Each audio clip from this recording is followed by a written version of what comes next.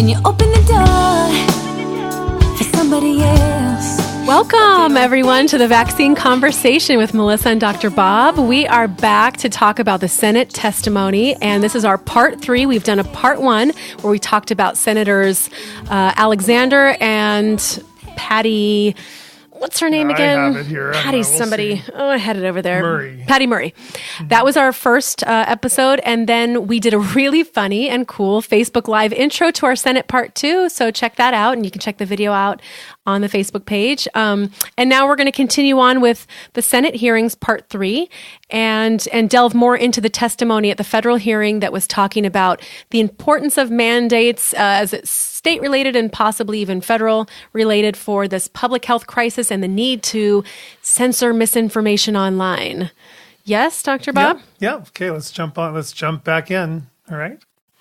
So anyway, the next person. Go ahead and talk about the next person. I mean, the next person is I don't know how to say his name. Is Syed Omer? I'd say Omer. Omer. But you can say it, however.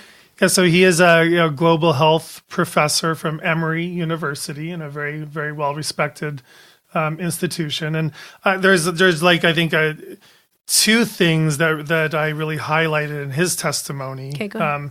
One is, this is amazing. He says, I don't often say, he says, the FDA goes through evaluation of the science from trials and basic science, etc.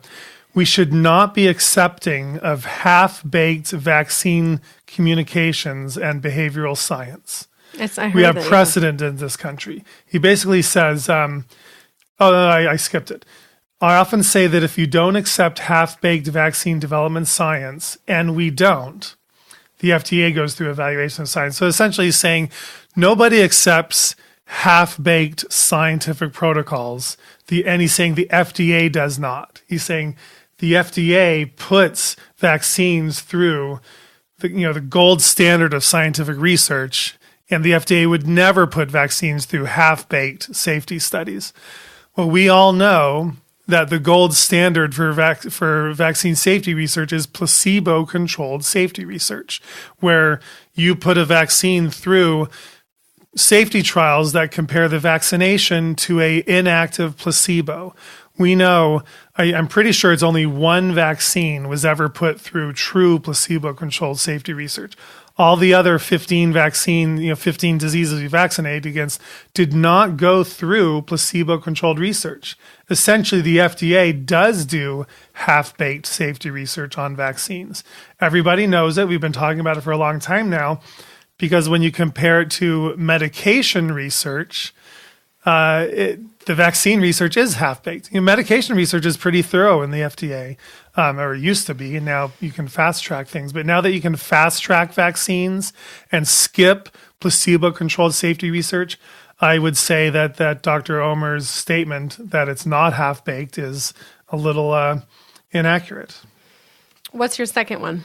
Yeah, so my second one was, it was actually a kind of a doozy. He goes on to say that the CDC and the National Institute for Health have spent a lot of time and money fixing the challenge of HIV and AIDS and combating cancer and understanding cancer prevention. And we have so much evidence now based on good, solid, non-half-baked research for cancer and for HIV. He says, we have that precedent in this country, and we now need to invest in actual research, talking about vaccines. Mm-hmm. He's saying we have to invest in actual research in vaccines. He says, before we develop our evidence, while we develop evidence, there is an existing evidence about vaccine safety. There is an existing blueprint of interventions that the National Vaccine Advisory Committee put together. And unfortunately, not all of its recommendations have been implemented.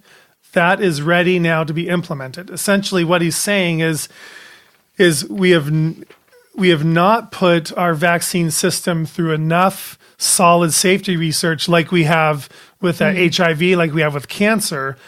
But before we develop that evidence and while we develop that science, we still need to go ahead and follow the policies of the National Vaccine Advisory Committee.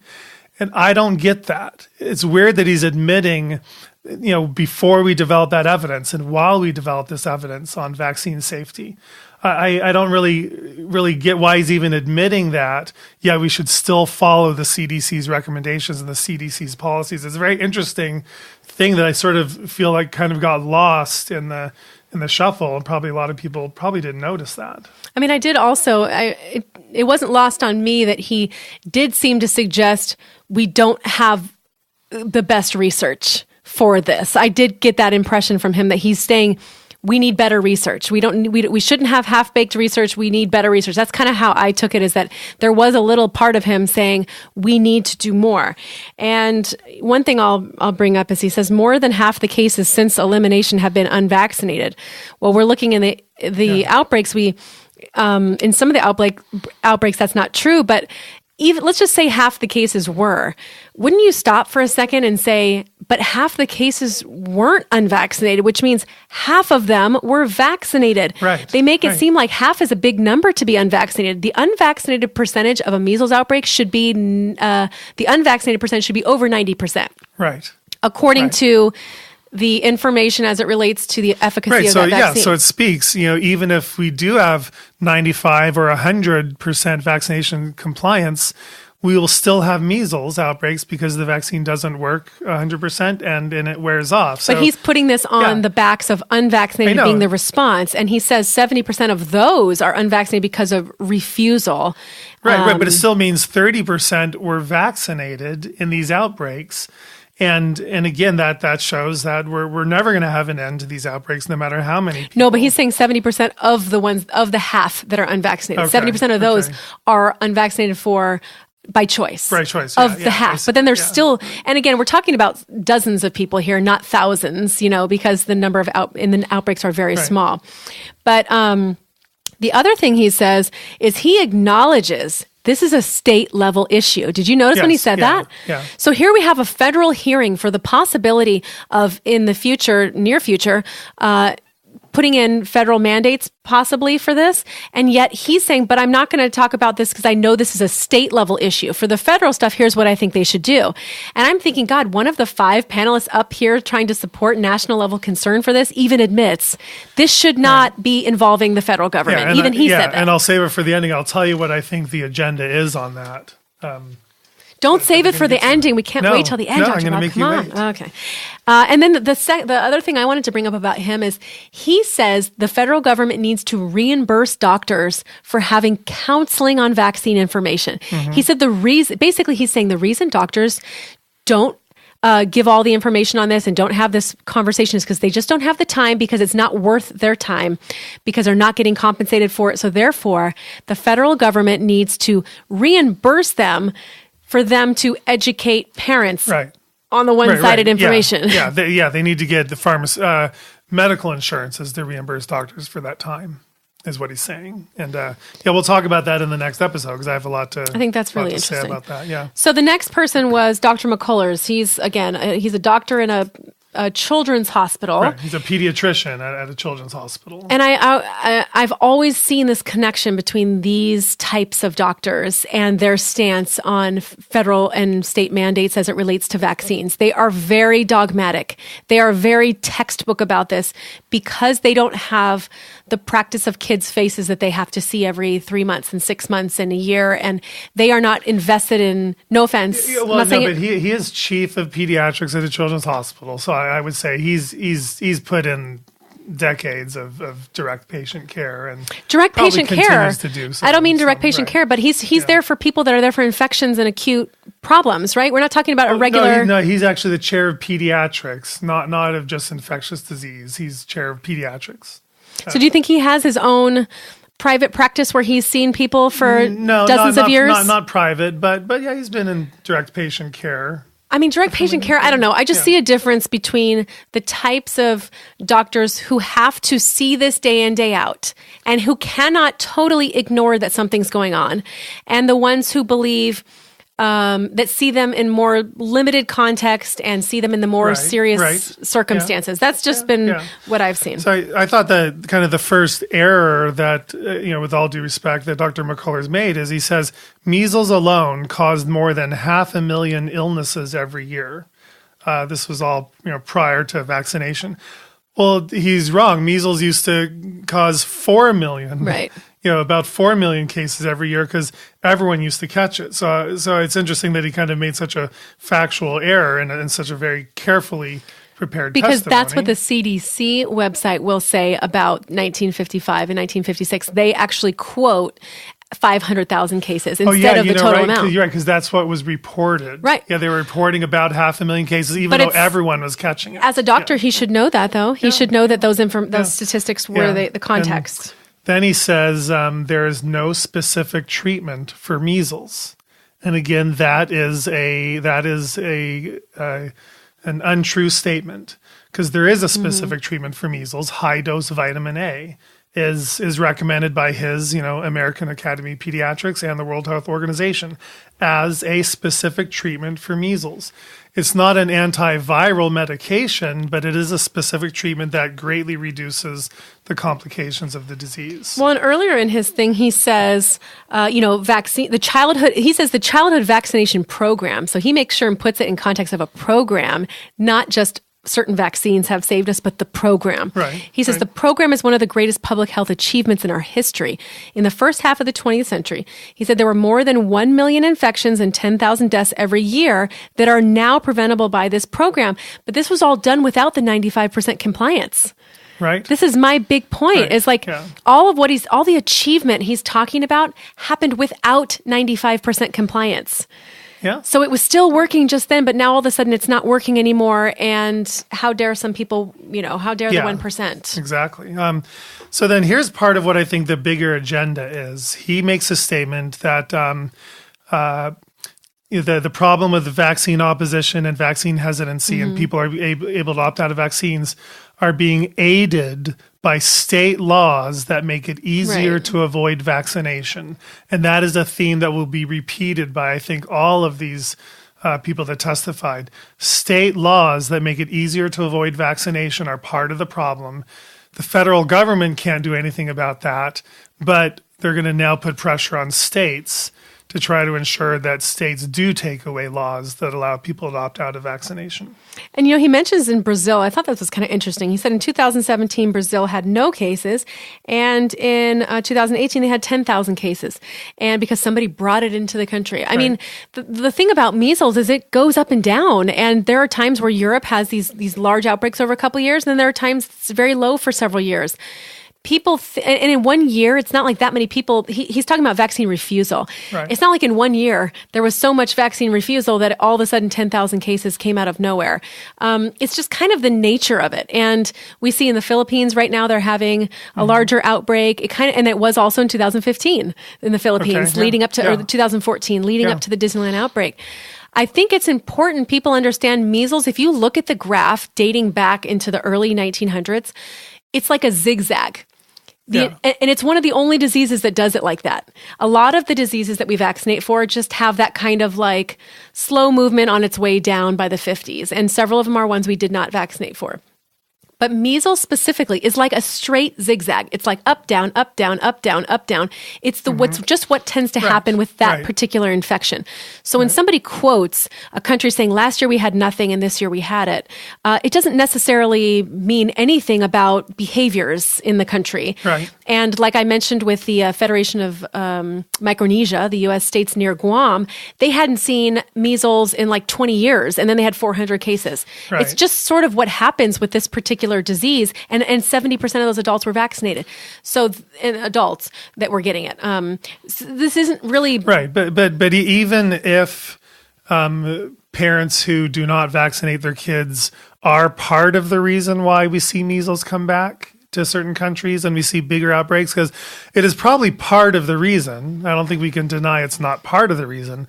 I think that the bigger reason why then we see these outbreaks spread even further in a lot of cases is due to the fact that adults don't have immunity. That's equally or maybe even a bigger part of the problem. And so you can't just blame it on people who choose to opt out of vaccination. It's also because just no one wouldn't be has, just these countries don't have, the immunity. As we talked about, I think we talked about that earlier, kind of that growing problem in countries. This is one thing I didn't like that he said. He talks about the MMR vaccine. This is when he's talking about the reactions to it. He actually says 1 in 10 children may suffer a fever for about 1 to 2 days. This is what he's considering a vaccine adverse event. Right. A fever for 1 to 2 days. That sounds so mild, right? Kind of the way people say about measles. Yeah. You just have a fever for a couple days and a rash. But he says that, and then he says 1 in 3,000, which I was surprised and this is probably why Ethan's testimony did not include this statistic, because this guy's did. 1 in 3,000, and now he's saying, or 1 in 4,000, but we know it's more 3,000, may suffer a simple seizure with no lasting effects.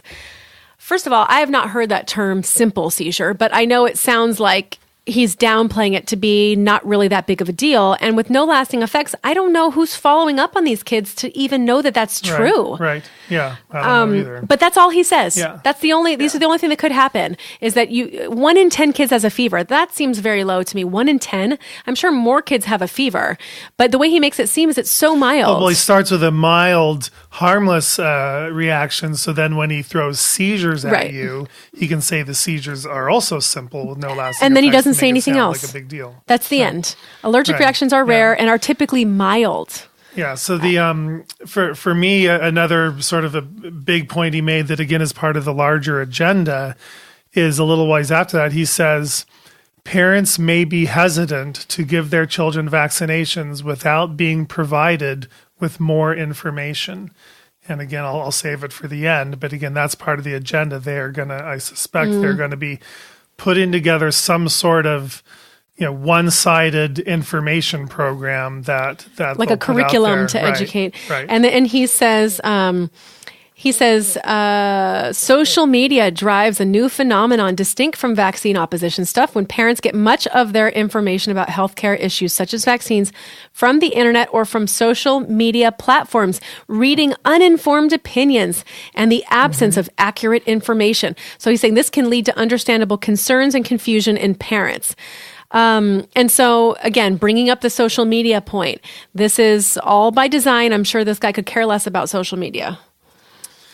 Yep. So I that's all I found interesting about his testimony. I don't know if you found anything. I'll tell you the other thing. When he's talking about patient counseling, he says,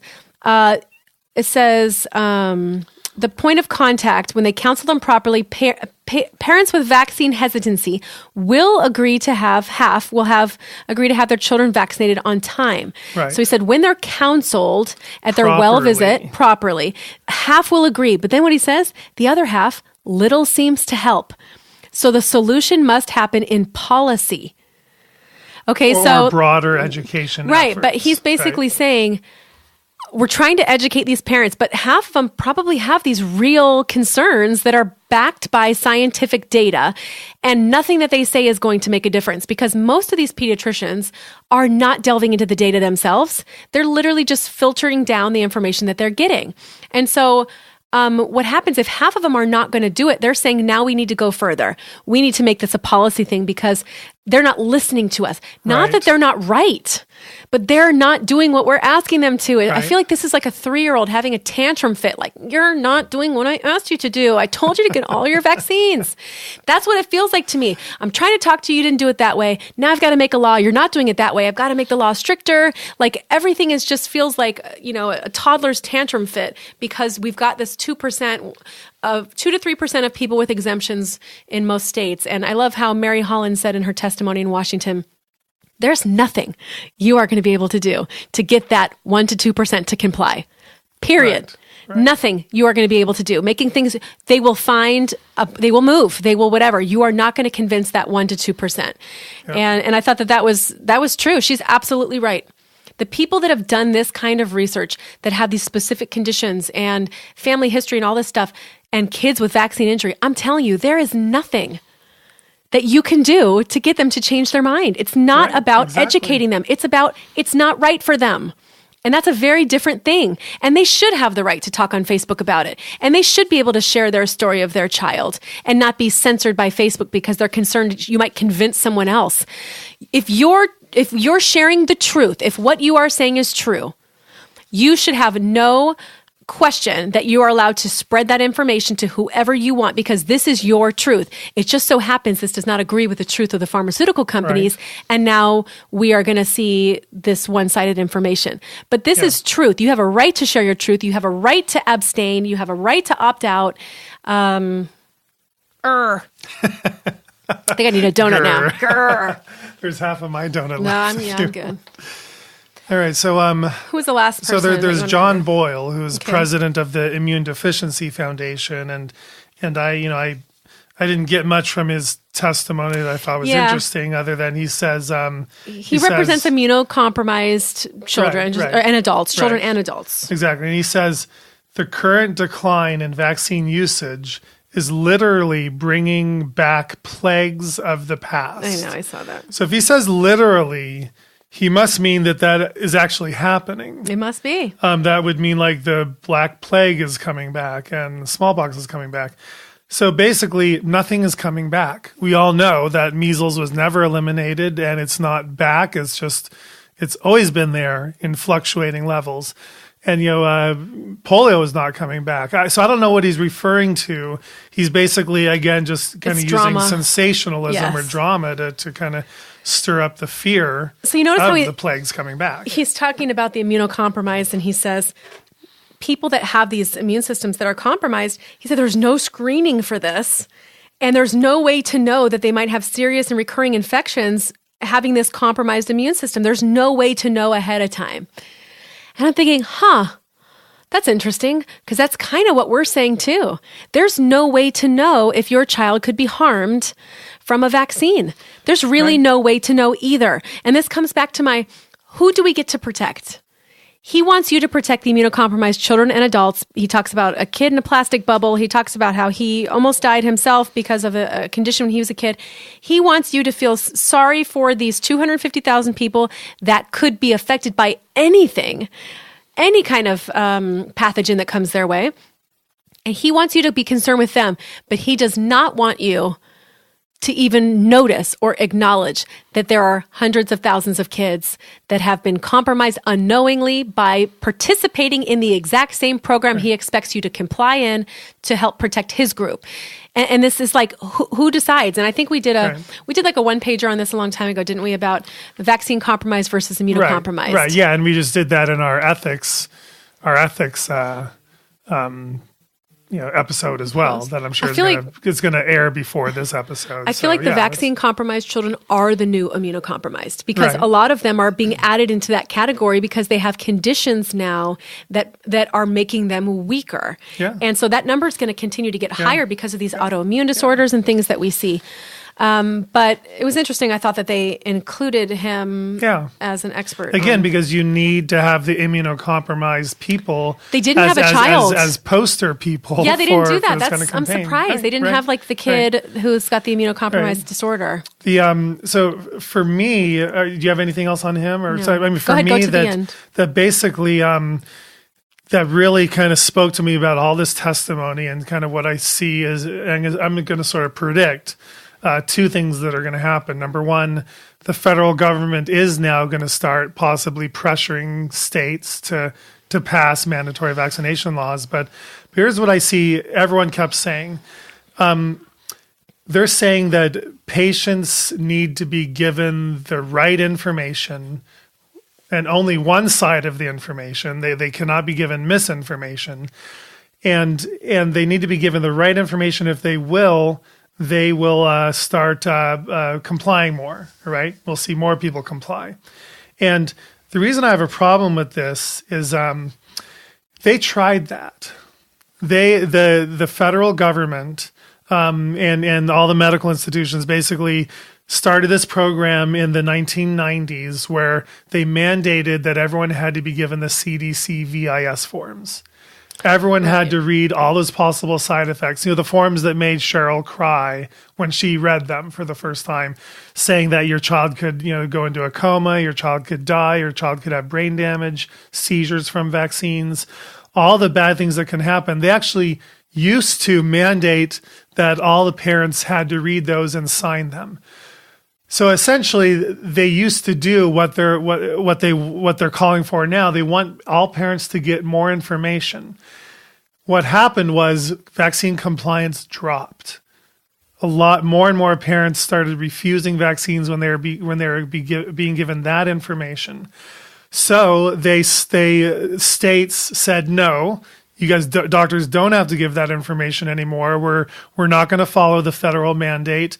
Everyone can just do it optional. So then all parents stopped reading the CDC VIS forms. What year was this again? It was in the early 90s, early to mid 90s. I would love to look up that hearing testimony as it related to changing the law and Well, I don't know if there was a hearing. Oh. No, I don't know if there was a hearing. This was just what happened in the medical community because I was part of it back then, and Cheryl and I investigated this.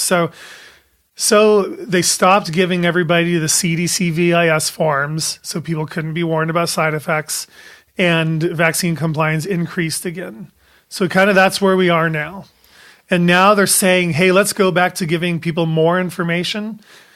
The reason why this kind of confuses me is we know for a fact that when people start researching vaccines themselves and looking for information themselves, compliance goes down. But they're not asking to give more information about side effects. No, you're right. But when people do the research on their own, compliance goes down because people start reading about side effects. So what they're going to need to do, their only way out, is to create a very clever, social media campaign, doctor campaigns, doctor education campaigns, ways for doctors to give parents one-sided information, something that doesn't even have side effect information on it. They can't give you the side effect information because that'll scare you. So they're going to give you information. They're going to give you more information about the danger of the diseases, right? And how they're safe. Yeah, and they're going to maybe give you some really watered down, few lists of side effects. We know the CDC is already watering down their vaccine information. Right, so they've actually changed those forms. Right. They have just changed those in the last few years. They took off the 1 in 3,000 risk of seizures from MMR. They took off the 1 in 1,000 risk of encephalitis from DTaP. They actually used to even warn on the MMR insert, or maybe it was the DTP insert, if you have a family history of seizures, then your child might have a higher risk of seizures. They actually used to say that, and they took it off. They used to say on the DTP one, if your child develops behavior problems after the DTP vaccine or DTaP vaccine, that's a sign of a severe reaction. Let your doctor know. They took that off. So they're already watering these down. They're basically, here's what I predict, is they're going to create some sort of mandated, informed consent process. Every patient will read it. Doctors will sit with you and hold your hand and go through it with you and make sure you understand it. And it's going to be one-sided. It's going to be carefully designed to increase compliance. But in that one-sided... And they're going to censor the entire rest of That's what I'm saying. The story. In the one-sided, they're actually being dishonest. I mean, they are lying in the sense that they are withholding information. So that's something to think about. I mean, we're talking about an entire campaign that will be falsifying the picture. And that is completely immoral and unethical and dishonest. Right, but that is exactly what's going to happen. I can guarantee you that's what's going to happen. So again, I think it's going to be part of our job to make sure people continue to have access to the full story, both sides of this. Well, everyone has a right to that. Right. The other thing I was going to mention of that guy's testimony that I didn't say is No, it's too late because Sorry. I know. I said this. Just two things he says. He said the odds of children, mathematics shows the odds of children having a healthy life are magnitudes greater if they've had their vaccines. There are no data. Do we have studies that show us? Study to show that. There are no studies at all. And then, but that's a fact according to this, and it's on record. And then the last thing he does talk about, we need to get together to dispel the myths, combat misinformation campaigns. Do you guys see the pattern here? Social media, misinformation campaigns, inaccurate information online. This is the trend. And one of the people when they talk about we need more funding for vaccine education programs, that's what they're talking about. They're talking about funding to create better programs to educate people about to be compliant with vaccination. So it's interesting. It's so we'll see, on a podcast, 10 years from now. What if it's going to be just the Dr. Bob podcast by then? But no, I'll drag you along with me. Be burnt out by But then. yeah, but we'll see if I'm right, because I'm pretty sure that's what's going to happen. You're pretty sure you're right. Well, thank you guys for joining us on Facebook Live to start out this. That was on this fun. episode. That was on this episode. That was fun, and Dr. Bob ate a donut, a gluten-free donut. Shout out to Sidecar. Yeah. Anyway, thank you guys for joining us on this. And we will be back with some other cool episodes on the Japanese vaccination program and why pediatricians kick you out of their office regarding this issue. Yep. So continue listening, and we love all your new ratings and reviews. We're over 400 ratings on iTunes. We read every one of them. We don't always read them on the air here, but we read every one of them. Unless they have 1 star. Yeah, and then only Melissa reads them. I'm trying not to. I try not to. Well, as soon as if I hear something like quack, monsters, what else? Children dying, misinformation. Yeah. Public health crisis. Yeah. As soon as I see those kind of things, I'm like, oh, okay. I don't actually worry about those because I know that they're so completely ignorant. Yeah. It's not like it's a genuine person saying, hey, this is why I think you guys deserve a 1 star. We haven't gotten any of those. Yeah. Luckily. Yeah, I'll read the 3-star reviews. We have like 1 3-star reviews. So they'll give like, legitimate, feedback. Yeah. And anyway, thanks for listening in. And we need to announce the day that we're going to do the live Q&A Facebook episode. Yeah. So let's do that on the next episode, and we'll figure out what day that's going to be, and then we got to pick a day. Okay. Bye, listeners. Thank you so much. Let's keep it rolling, and you and I can pick a day right now. All right. Well, let's pick a day. I mean, let's do this. But synchronize your calendar. I know. What are you doing? Let's see. I can't do it Saturday the 30th. Does it have to be a Saturday, right? Do you want to do a Saturday? Sure. Let's do the 6th, April 6th. Okay. Okay, maybe April 6th, Facebook 9 Live. o'clock a.m. Okay, Facebook, sure. Yeah, okay. 9 o'clock a.m., Facebook Live, April 6th. We're going to do a full hour of Q&A. Are we going to podcast it? Yeah, live Okay. Facebook. Yeah, Facebook Live. Oh, yeah, Facebook Live and podcast. So we're going to have a separate thing that we can actually look at people's, so we can have one of our phones for the camera and then have something we can actually read their stuff. Yeah. Okay. But yeah, join us. Yeah. So join us April 6th, 9 a.m. Saturday, 9 a.m. for Facebook Live. And we have to clarify that the Facebook Live will be on the Immunity Education Group Facebook page, not Melissa's page, because the last one we did was on your page, personal page. Will be on the Immunity Education Group Facebook page. So find us there.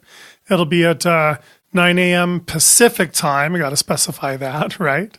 Ask us, anything that's been, on your mind that you want us to talk for, 5 minutes on, and we'll just go through all the questions. And okay, we were not going to be able to answer everybody's questions. I just want you to know. Will. No, we will I not. will stay until. Yeah, right. Until.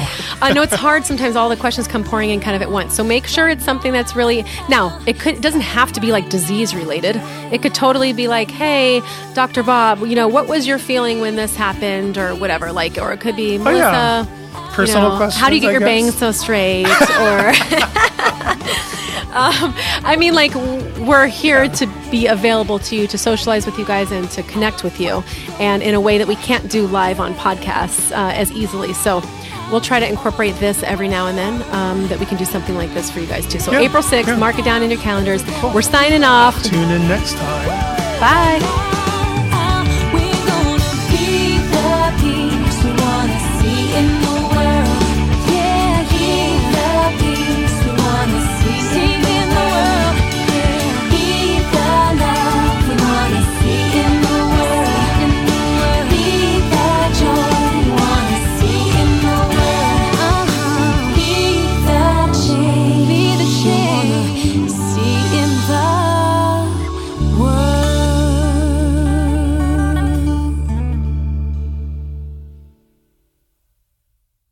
The information in this podcast is for entertainment purposes only. It is not intended as medical advice. Always consult your healthcare professional for information on vaccines and infectious diseases.